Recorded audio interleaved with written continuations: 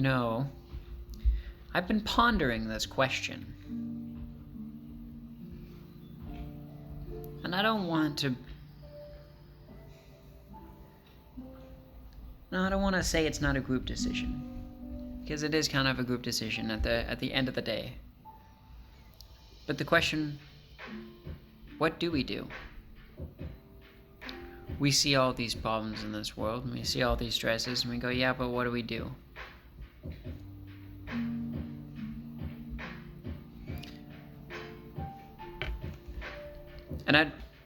And people have told all of us throughout the ages what to do.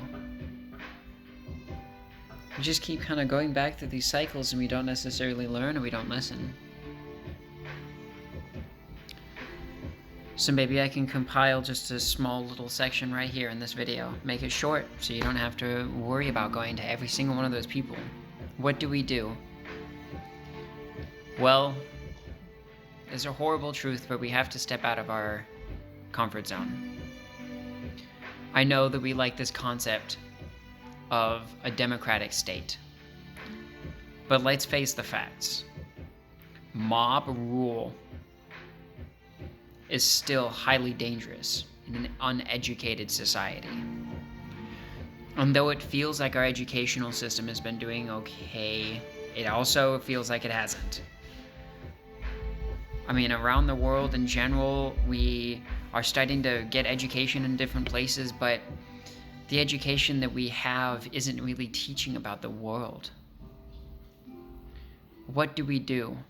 We have to mend the educational system. We have to mend how we teach this world and what we teach about this world, and how we teach the common citizen to go about living in this world and understanding the world around them. Not that the mitochondria is the powerhouse of the cell. Maybe if they want to be a microbiologist, these are important things to understand. But what we really need to know is how our system works, whatever system you may want to live in, whether you want to live in a monetary system or whether you don't want to live in a monetary system. We need to educate about it. And one of the things that our schools has failed to teach is how exactly our systems work, and we have become corrupted.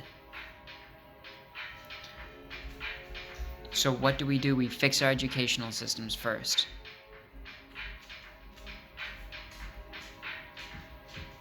We have,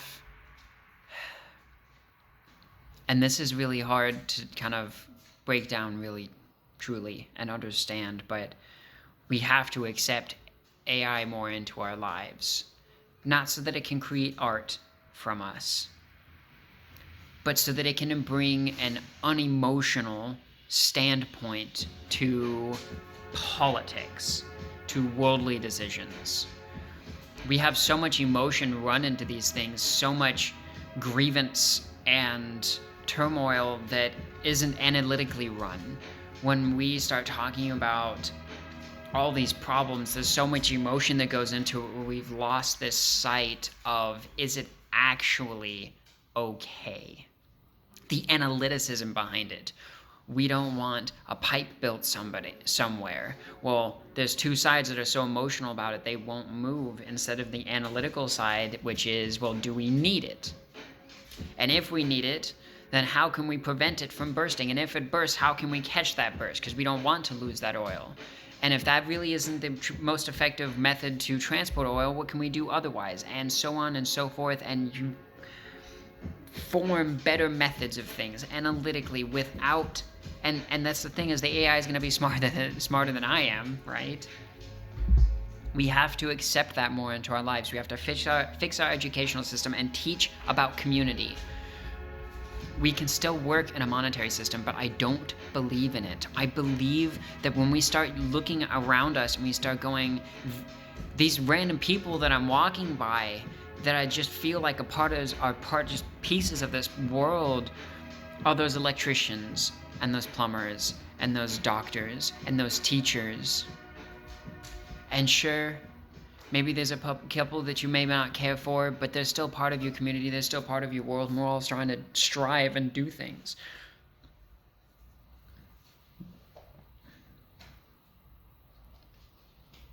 So here's a short video, as short as I can make it, I guess, to say, what do we do? Fix the educational system. Get rid of the monetary system. Accept AI into our lives in a better sense, that it can help determine better decisions without an emotional influence.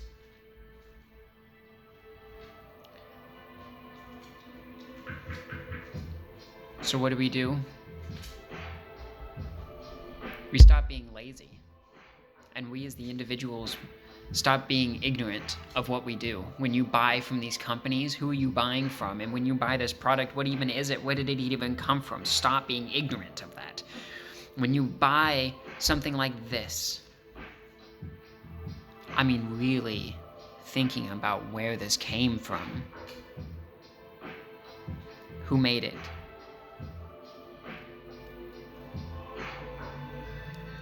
Where the supplies came from, who mined it.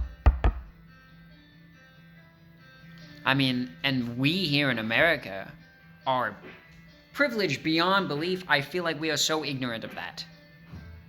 So many of us are. And, you know, I haven't been around the world, so I can't speak for around the world, but who knows, maybe you look around your community and go, man, people don't think about where stuff comes from. Or maybe you live in one of those small communities and you get to see it for yourself, and you get to see where all these things that you've made have come from, or all these things you eat have come from. What do? We break this monetary system and we fix the educational system to teach us about being a community and being a planet and being a world, and learning to coexist and learning to communicate and understanding the system that they're a part of and understanding the world that they're a part of, so that when you do look at this world, you don't feel bamboozled when something happens. You don't feel like it's not in your control, or that it's dangerous, or you're fearful of what's going on. You understand what's going on. You understand the actions, and you understand the world. You have to fix the educational system. You have to get out of this monetary system. And Murphy has to stop throwing his ball around. You have to accept AI and its unemotional state towards analyticism and fixing the world around us, so that we can finally become unblinded by our own naivety.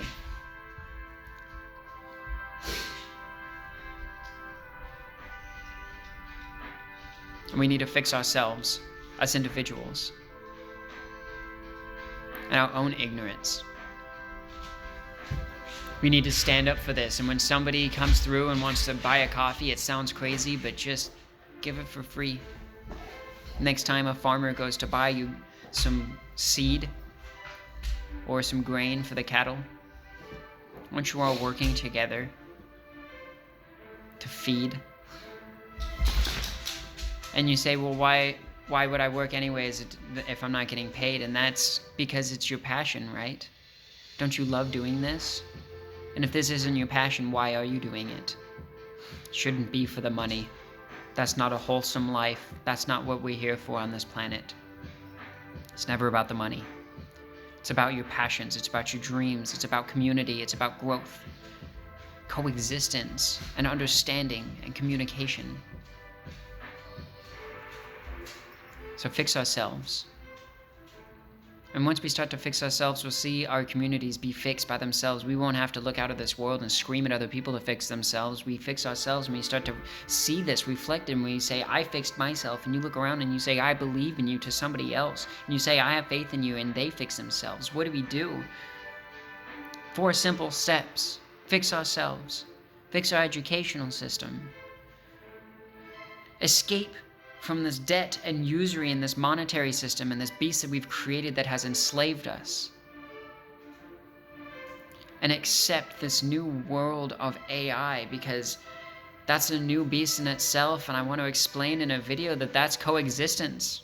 That's the next step in coexistence. It's like bringing new life into this world and learning to coexist with a new thing. If anything, this is the first step to learning to coexist with something sentient beyond our solar system, from an alien species that we might encounter in the next 300, 400 years, learning to grow with AI would be exactly like growing with another sentient species, learning to coexist with something.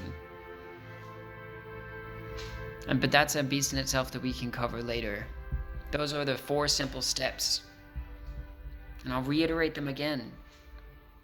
Accepting artificial intelligence into our politics to a degree of getting rid of emotional stances. Fixing our educational system.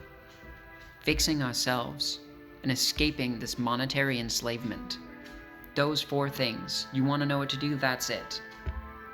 There's my spiel.